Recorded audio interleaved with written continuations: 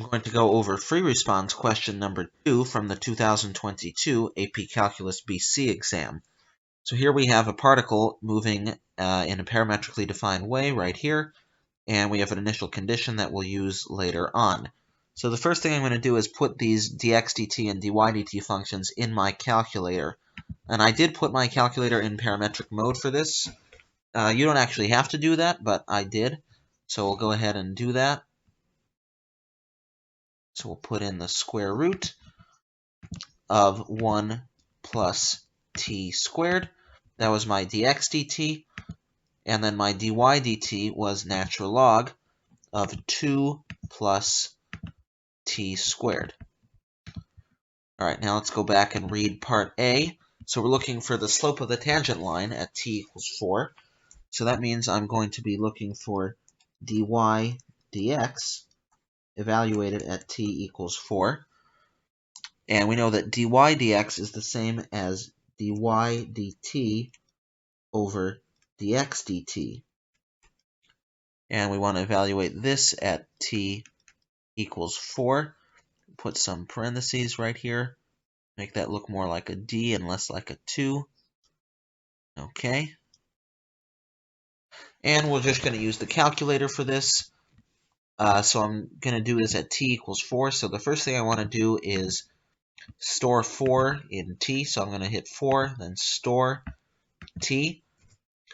So all I want to do is evaluate x1 and y1 at this point. So we're looking for dy dt over dx dt.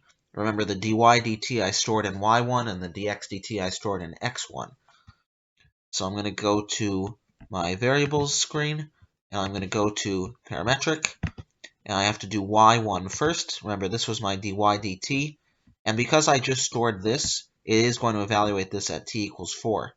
And then I'm going to divide it by dx dt, which I stored in x1. So we'll go ahead and put that in here, and we'll get a value for that. We get 0.701. Okay, equals 0.701. That didn't work out very well. Let me put a better decimal point there. 701. And we are done with part A.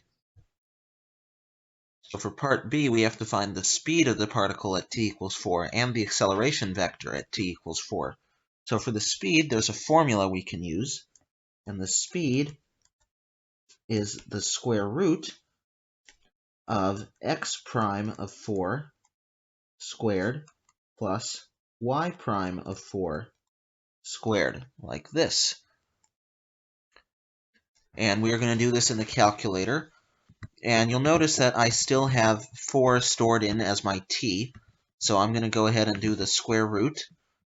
And we have x prime squared. So you remember I stored x prime in my x1 and y prime in my y1. So let's go ahead and insert that right here. So here's our parametric. We have x1. And again, because I have 4 stored in my t, it's going to evaluate this at t equals 4. So there's my x1 of t squared. And then I have to do the y1, or the y prime. So we'll go ahead and do that.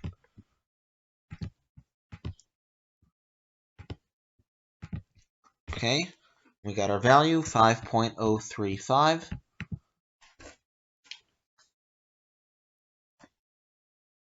And there were no units for this, so we'll just put that down. No units. All right, now the acceleration, you notice we're given the position as x of t, y of t. Well, acceleration is the second derivative of position.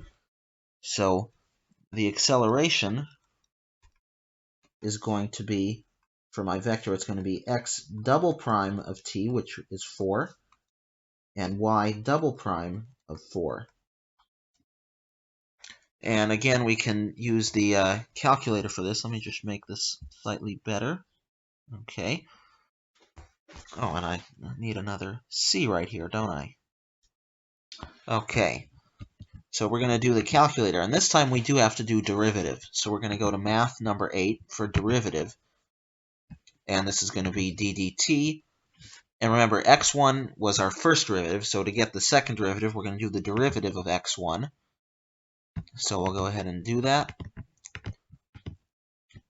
parametric x1, and this is at t equals 4. All right, so here's our x double prime of 4. Put that down. This is was it 0.970, and we'll get the y double prime of 4. So we'll do a d dt, and this time we'll put in the y1,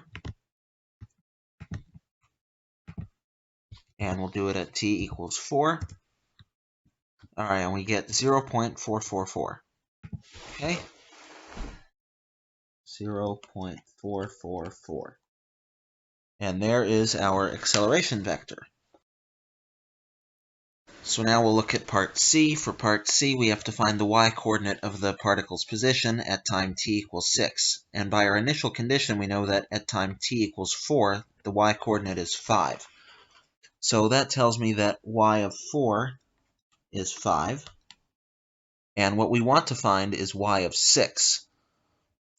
So that suggests that I should do the integral from the point that we know, which is 4, up to the point which we want to know, which is 6, of y prime of t dt.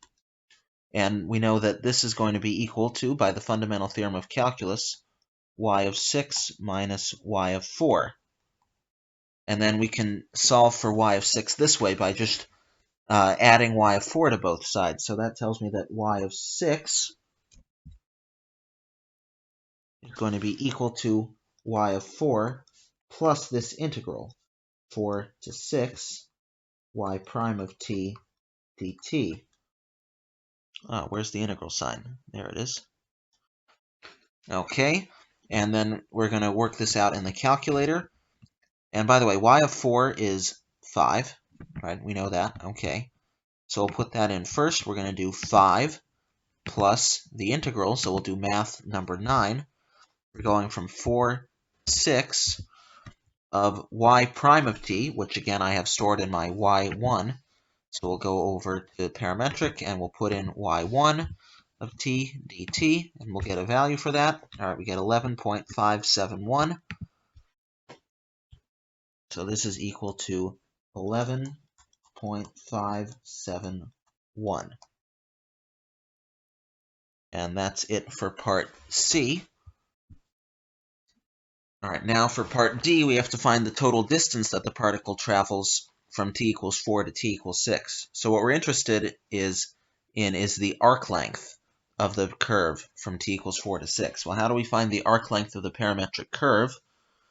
Well, we have to use an integral for that. This is going to be the integral from 4 to 6 of the square root of dx dt squared plus dy dt squared dt.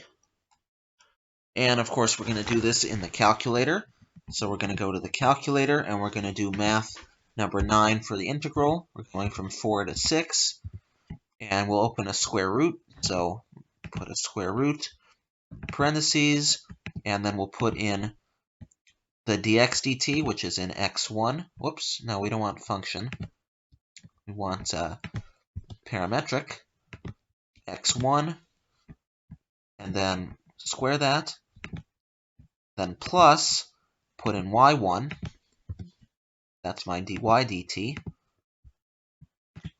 and then we'll square that, and put a dt, and we'll get the value, 12.136. Okay, so this is equal to 12.136, and we're done.